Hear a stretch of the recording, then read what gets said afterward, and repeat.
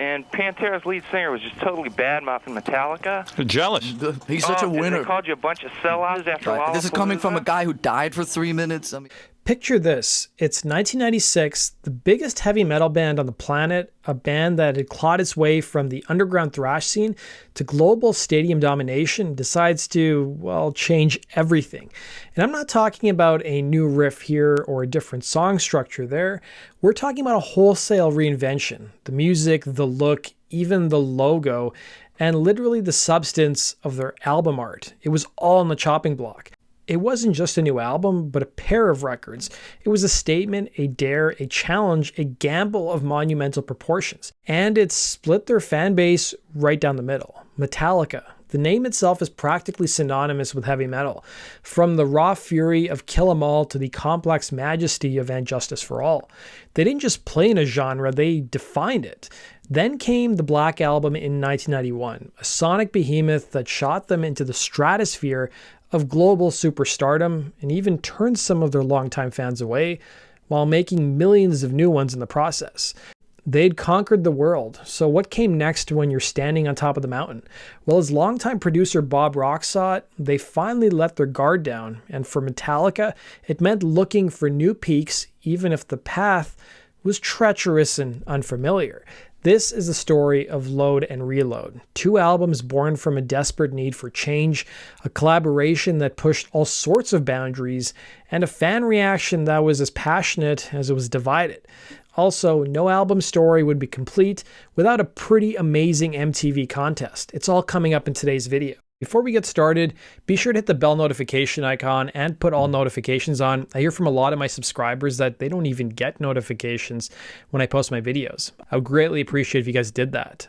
To really get why Load and Reload were such a radical shift for Metallica, we've got to rewind a bit back to the late 80s and early 90s. Metallica's fourth album, 1988's And Justice for All, was a masterpiece of thrash metal, as the songs were sprawling labyrinths packed with complex arrangements and epic lengths. Now, while critics and many fans loved it, those intricate songs were a real challenge to pull off convincingly and energetically live.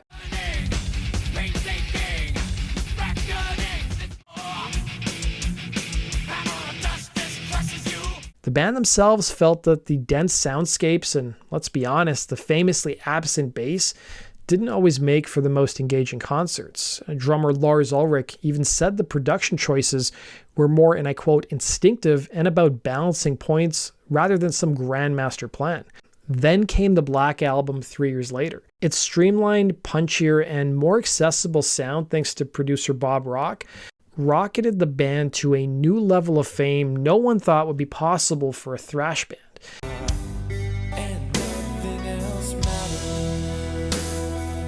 It was a partnership that lasted well over a decade. Metallica was impressed with Rock's production work on Motley Crue's 1989 release Dr. Feelgood.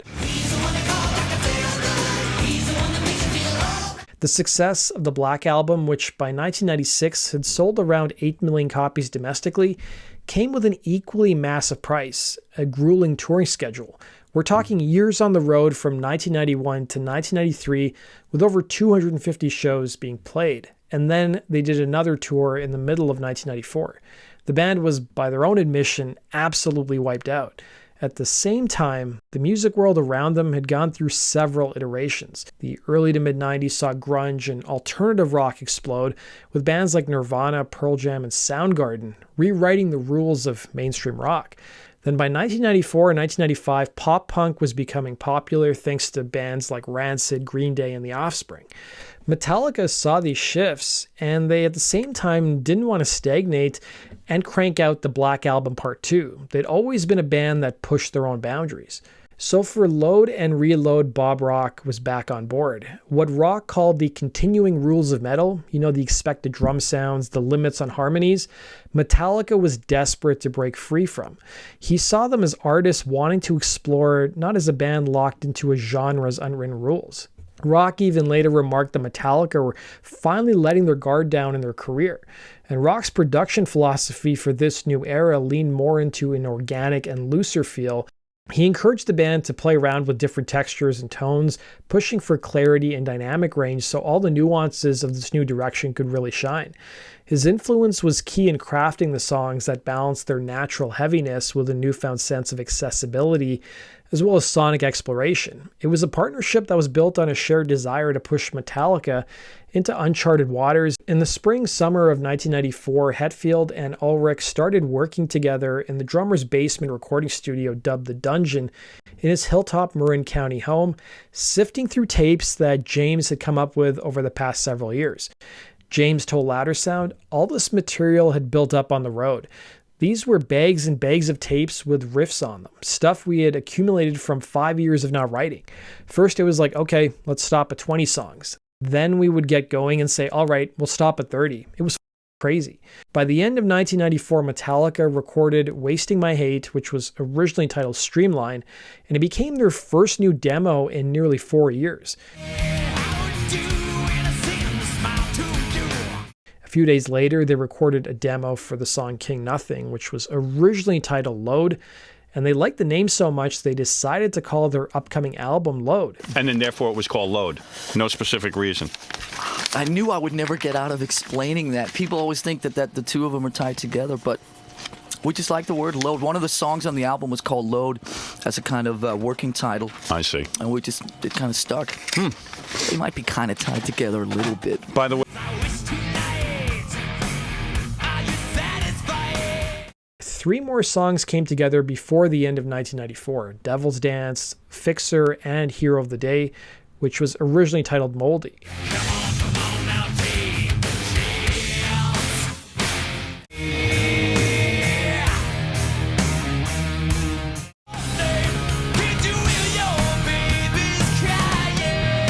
Fast forward to the spring of 95, Metallica now had 13 songs, including one of my personal favorites, The Outlaw Torn, and they didn't stop there. It was during an appearance at Woodstock's 25th anniversary in the summer of 94.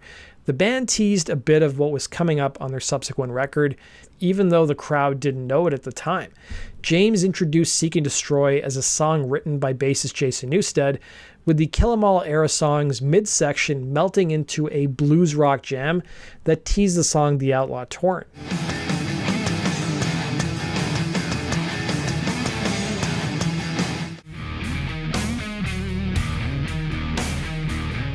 The recording sessions for what would eventually become Load kicked off in May of 1995 at the Plant Studios in Sausalito, California. This location was chosen because of its proximity to the band members' own homes in the Bay Area. This studio, known for its rich history and great acoustics, turned out to be the perfect place for Metallica's new creative vibe. Unlike the often tense and separate recording processes of their previous records, the atmosphere at the plant was reportedly more relaxed and, importantly, way more collaborative. For the first time, the band members often worked together in the same room, which built a sense of unity and let ideas bounce around more spontaneously. Bob Rock was all for this, wanting the four of them to really play off one another. He also encouraged the band to focus on roughly half of the 30 or so songs they developed. This new freedom led to them experimenting with a much broader range of influences, and you can hear bits of blues rock, southern rock, country, and even so-called grunge sound at the time seeping into their songwriting. This was a deliberate move away from their thrash metal beginnings. Another big shift was the tuning. Most of the material on Load and Reload was recorded in E-flat tuning, a half step down from their usual E standard. This gave the guitars a different weight and texture, and for James, it opened up new vocal possibilities. Lars remarked about the sessions during the time, stating, "We're almost having fun in the studio. We're doing basically what we hoped for in our wildest imagination, which is not getting caught in some anal torment of precision and tightness. The new songs we're writing just called for a looser, livelier type of thing, and we set our goal with this record to try and capture more of the spirit of the songs than worrying about the technical stuff." Lyrically, James also ventured into new territory. His words became more personal, more introspective, reflecting on his own internal struggles and life experiences, a more noticeable shift from the more observational or thematic lyrics of the past. Metallica's influences on Load and Reload included the likes of Alice in Chains, Soundgarden, Primus, Pantera, Ted Nugent, Oasis, Waylon Jennings, and Alanis Morissette, amongst others. It was in November of '95 James got word that his father had been diagnosed with cancer and would not survive. He took some time apart from the band to deal with his emotions and the news, heading to rural Wyoming to be with his dad and write lyrics. Upon returning to the studio, James had learned that Kirk had laid down some rhythm tracks. Before the Load sessions, James had handled all the rhythm duties himself. Encouraged by Ulrich and Rock, Hammett, who was really into blues at the time, brought a looser sound to the tracks. Hetfield, after apparently being a little hesitant about shaking up their established process, eventually gave his approval, realizing it added a new sense of dimension. Hammett even received songwriting credits on 7 songs on Load, including King Nothing, Hero of the Day, and one of my personal favorites, Bleeding Me. Hammett remarked at the time, "A long time ago, we would just go in there and play tracks straight without much regard to things like timing and intonation. With this record, it was definitely our method of operation to make sure we spent much more time with everything." The band premiered the songs 2x4 and Devil's Dance at a warm-up show for their fan club prior to headlining Donington in 1995. With so much new music, the idea of a double album was pretty tempting for Metallica. However, the band and Bob Rock ultimately decided against overwhelming listeners and chose to split the material into 2 separate releases. They decided this for multiple reasons. Firstly, the band would have to back out of the 1996 incarnation of Lollapalooza Festival to complete the production of a double album. Secondly, a double album would have only counted as 1 album in their contract with their record label. Ulrich stated at the time, "This way it counts as 2 and we get the pot of gold at the end even quicker." Lastly, the workload was tiring the members out. Hetfield was quoted as saying at the time, "As time went on, we realized that we couldn't tackle all of it at once. We were like 9 months into recording and we weren't even done with half the songs. It was too hard to focus." So the songs they didn't finish at the time would be issued as a second record titled Reload, which came out the following year. Load, for its part, was released on June 4th, 1996. Ahead of the album being issued, the single Until It Sleeps was put out on May 20th, and it gave fans a sneak peek of the band's new sound and appearance. The song was originally called FOBD, a tip of the hat to Soundgarden's song Fell on Black Days, because it reminded them of the group's song.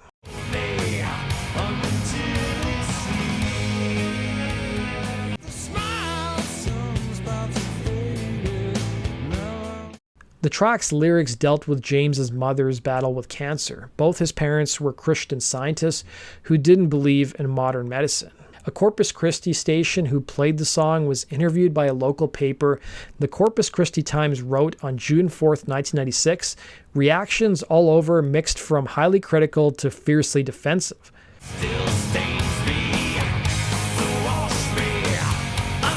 They also interviewed one fan from Corpus Christi named Victor Martinez, who worked at a local record store, who told the paper that this was going to be the first Metallica album he wouldn't buy on day one, stating, "Did you see the inside of the compact disc jacket? They look sick. They're slicked back, short-haired, and alternative looking," adding, "They're all wrapped up in making music videos and talking about Lollapalooza."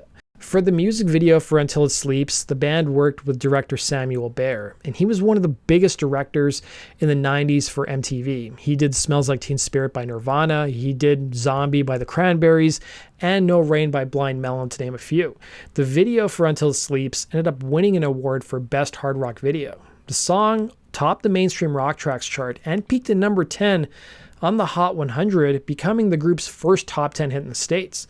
Load hit shelves on June 4th, 1996, and it was an instant commercial monster. The album debuted at number 1 on the Billboard 200, selling an incredible 680,000 copies in its first week alone. That made it the biggest debut of 1996 and Metallica's biggest opening week up until that point. The second single, Hero of the Day, once again topped the mainstream rock tracks chart and peaked at number 60 on the Hot 100.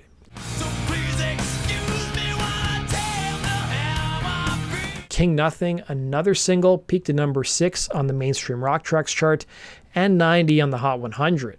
It further cemented the album's presence on radio. Just a day, where's your crown, King Nothing? But perhaps the most surprising track on Load was Mama Said, a country-tinged ballad that starkly highlighted just how far the band was willing to stray from their metal roots. Other tracks like Ain't My Bitch and 2x4 dished out a hard rock swagger with bluesy undertones, while my personal favorites like Bleeding Me and Outlaw Torn offered longer, more introspective journeys. The album was also quite long, clocking in at nearly 80 minutes, a dense collection of this new multifaceted Metallica.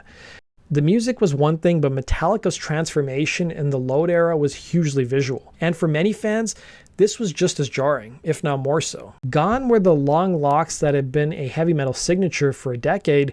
The band showed up with dramatically shorter hair. Their fashion sense shifted too, moving away from jeans and t-shirts of their thrash days to a more stylized and even androgynous look, featuring leather, eyeliner, and what some saw as a more alternative vibe. Lars in particular seemed to embrace the eyeliner, and James sported a goatee and different clothes that some fans just couldn't square with their image of the band. Even their friends from Alice in Chains poked fun at the band's new look. Friends don't let friends get friends' haircuts. Yeah. So all joking aside, that was the back of Mike's bass the night you guys played your unplugged gig in... I think it was the front. I think it was the front of the bass. Was it the front? I think it was the front of the bass. So that was in 96. That was the Metallica haircut era. Yes. Yeah. And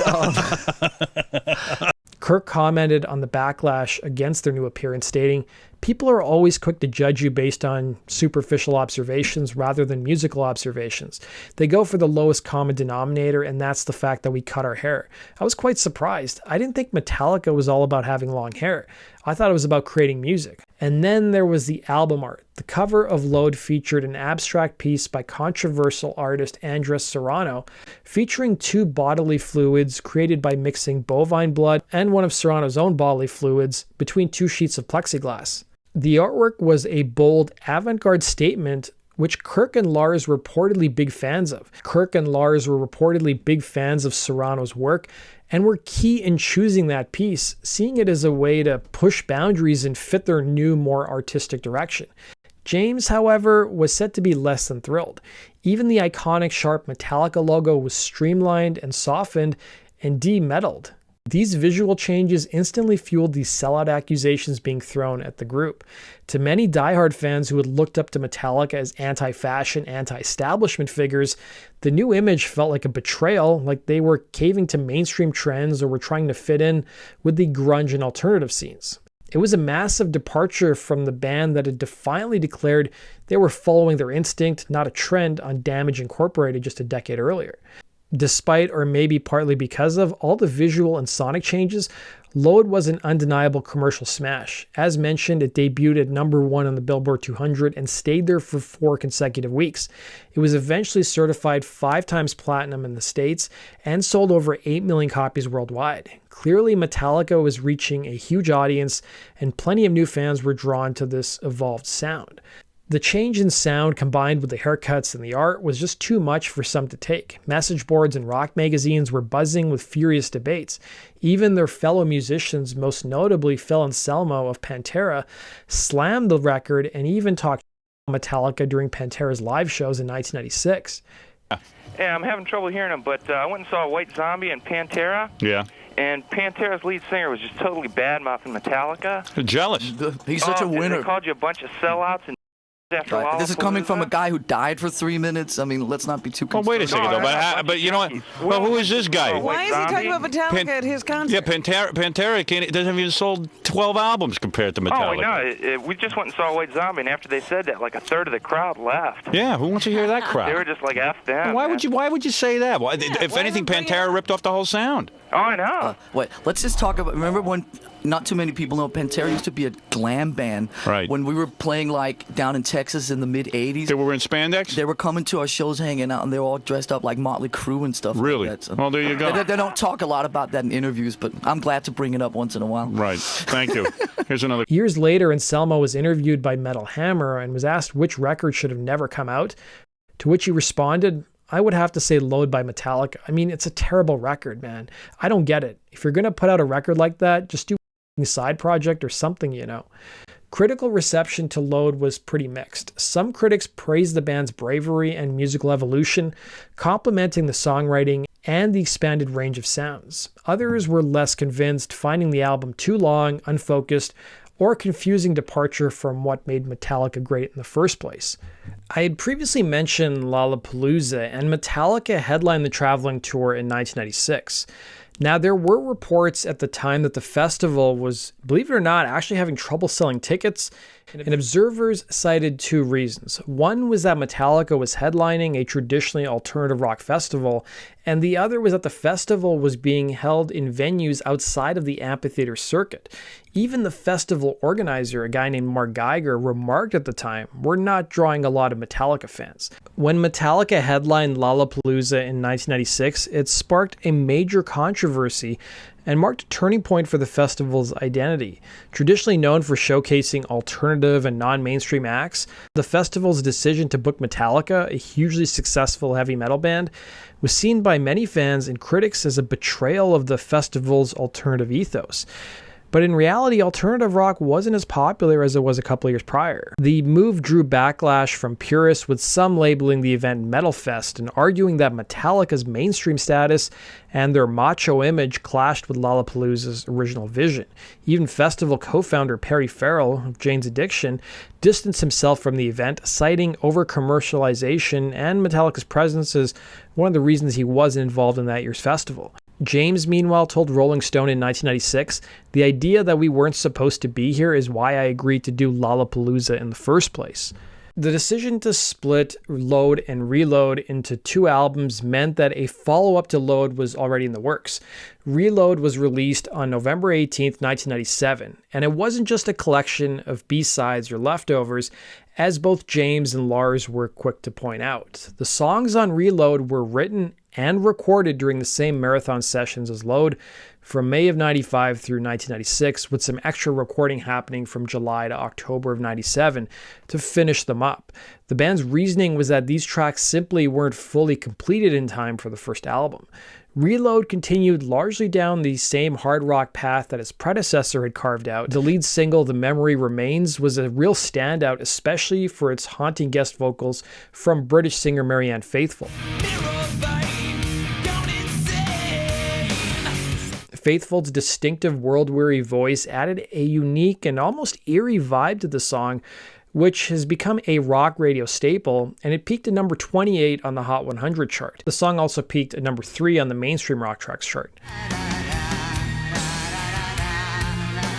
The music video for The Memory Remains was also a big budget affair, reportedly costing $400,000 and featuring a complex suspended stage. It's still a staple of hard rock radio where I live. Another big single was Fuel, a high-energy, riff-driven rocker that quickly became a live favorite and hit number 6 on the mainstream rock tracks chart. The Unforgiven 2 served as a thematic and musical sequel to the beloved ballad from the Black Album, exploring similar feelings of regret as well as resentment. Better Than You also got a single release, and tracks like Devil's Dance and Fixer kept exploring that bluesier, grittier hard rock sound that defined this era of Metallica. Commercially, Reload mirrored the success of Load. It debuted at number 1 on the Billboard 200 chart, selling about 436,000 copies in its first week in the US. It went on to be certified 4 times platinum in the States, and it sold about 6.6 million copies worldwide. Clearly, the Metallica brand was incredibly powerful. However, the fan division still didn't go away. For those who had embraced Load's new direction, Reload was a welcome continuation and addition, offering more of that blues-infused hard rock they now enjoyed. But for the thrash purists and those who felt alienated by Load, Reload often just felt like more of the same, further proof of what they considered an unwelcome musical direction. Too mainstream, not heavy enough, too far from the roots were often repeated in discussions about Reload. Some even felt that the songs were just rejects from Load, despite the band saying otherwise. Interestingly, even the members of Metallica later expressed some mixed feelings about this period of the group. James told Classic Rock in 2009 that he wasn't on board with the whole image change, admitting the whole "we need to reinvent ourselves" topic was up. Image isn't an evil thing to me, but if the image isn't you, it doesn't make much sense. Hetfield added that both Lars and Kirk were after a U2 kind of vibe, Bono doing his alter ego, he remarked. He added, "I couldn't get into it. I would say at least half of the pictures that were to be in the booklet I yanked out. The cover went against what I was feeling. Lars and Kirk were very into abstract art, pretending they were gay. I think they knew it bugged me. I think the cover of Load was just a piss take around all that. I just went along with all this crazy stupid." Lars also surprisingly expressed some regret over this era as well, admitting in 2003, "In retrospect, the Load Reload stuff could have used a bit of editing.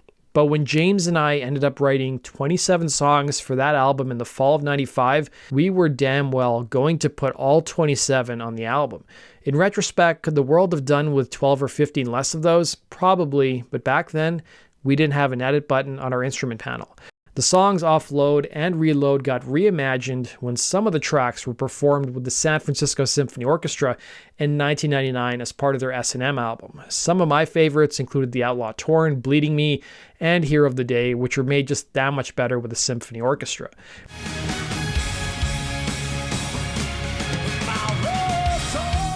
Just this month, Metallica announced a massive Load reissue.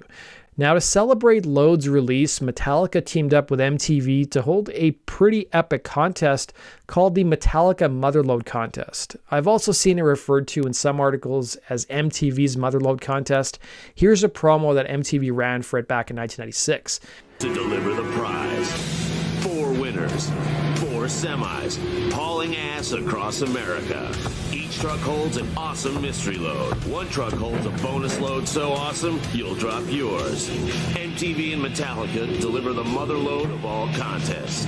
Watch MTV the week of June 17th every night at 6:30 to learn how you can be one of 4 winners to have a truckload of loot dropped at your door. And if you're the luckiest of the lucky 4, your truck will also contain Metallica. What's the problem? You gotta let me out. I gotta go piss. You should have said something before we left. Metallica will actually come to your home, hang around for a while, and drop a load. Enter the MTV Metallica Motherload Contest. Don't forget to bone up on your Metallica trivia, because we'll be asking questions. We get to the winner's house in just a few minutes of cold refreshments for everybody, and we'll rock! The contest required fans to call into a number and answer multiple choice trivia questions about the band. The prize winner would get a chance to hang out with Metallica for 3 hours in their hometown and get their own private show in addition to a new Jeep, and they'd all get to keep the equipment that Metallica used for the concert. Bob Barker of The Price is Right would even help narrow down the entries to 4 contestants, with each of the final 4 being notified that a semi-truck was headed to their hometown. But only one of the semis contained the members of Metallica and their equipment. Don't feel too bad for the runner-ups because they would still win some cool prizes, including some Metallica swag. Here's the 4 finalists before the truck showed up in their hometown. But for now, let's get to know our 4 finalists. Hi, my name is Dawn Scroggins. I live in El Dorado, Arkansas. I'm 30 years old. I'm contestant number 1. I was chosen the first day of the contest, and my husband has been dedicated since day 1. We want to see the band and have them hold each one of our children so we have something to remember them by. We've started a new generation of Metallica fans. South Whitley. My name is Jason Mead and I'm winner number 2. I'm 19 years old. I work at Heaters Engineering in South Whitley. Got Employee of the Month 2 months after I started. Brings home money. Hi, I'm Robert Renox from Evansville, Indiana. I'm 18 years old and a student at the University of Evansville. I picked truck number 2 because I never seem to come in first place, so might as well go with number 2. My favorite member of Metallica is Lars because he plays the drums and I do too. If he's here, I'd like to have him show me some things. If I win the grand prize, I'd like to maybe play a little pool. I could beat him and go out back, maybe go swimming. It'd be cool if Metallica came here because it's a pretty quiet, boring town and add a little excitement. I'm Mike Burgess. I'm from Aberdeen, and I'm finalist number 4 in the Metallica Motherload Contest. I'm 27 years old, lived in Aberdeen all my life. and I work for Department of Corrections. Friday, I got the call from MTV that I was a finalist in the contest. Saturday, they ran this ad. Raisin Bran to Raisin the Roof, I guess, is because I was eating Raisin Bran when I got the call.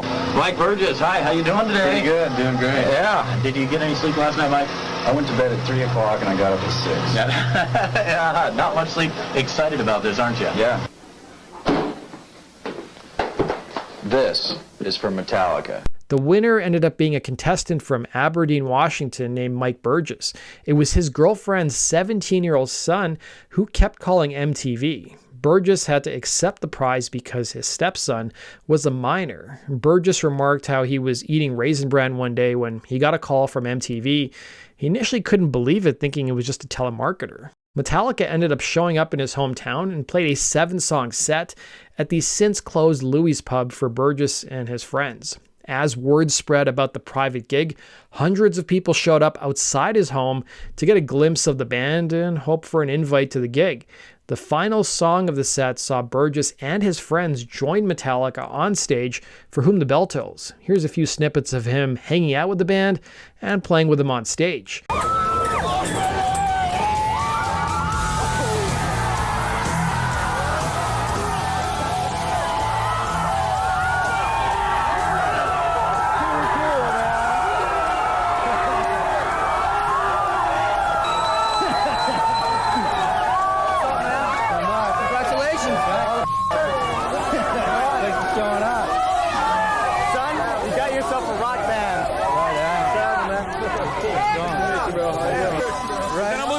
You got some great Metallica paraphernalia, man. You got gold records, jackets, t-shirts, some really cool stuff the guys gave up for you, man.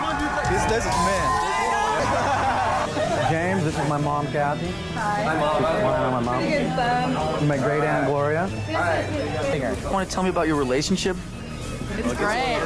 It gets a little scary. Where's your bedroom? You want to? Go on. Want to know? Let's get some dirt on you guys. Come on. Where's your drawer? Do your parents know about this? No, we're hiding it from them. We're both losing, if that's possible. Is that possible? Yeah, because I think we both suck at this. Yeah, the little creatures are killing us. Hey, we're hanging out in Mike Burgess's living room right now with Metallica, and you can look around the walls and see how much cool Metallica stuff's on the wall. You know he's a real fan. And then he assures us that he didn't just put these up here before he thought maybe Metallica might show up. It's always here like this. Dude's picture over there, school picture, and the Metallica shirt. Okay, that proves to me that he's not jiving me. What do you want to do this afternoon? Hey man, I'm pretty open about this. Whatever you guys feel like doing. You want to play some basketball? So who wants to see Metallica? You gotta be psyched because you never see these guys in a place this small again. I'm gonna tell you. I think a good way to end the story is Lars' attitude about this whole era of the band when he stated it felt like a big not to the fans, more to the conservative element that was running through the heavy metal community, the predictability of all of it. It was a challenge to the heavy metal community, and I'm proud of that, because once in a while, the heavy metal community needs a good kick up its ass. So let me know, guys, what's your take on the Load and Reload era of Metallica? Was it a bold evolution from a band refusing to stagnate, or did they stray too far from their iconic sound? Did the haircuts and album art bug you, or was it all about the music for you? Let me know in the comments section below. I genuinely read every single one of the comments, and I'm fascinated to hear what you guys think about this era of the band. That does it for today's video, guys. Thanks for watching, and we'll see you again on Rock and Roll True Stories. Take care.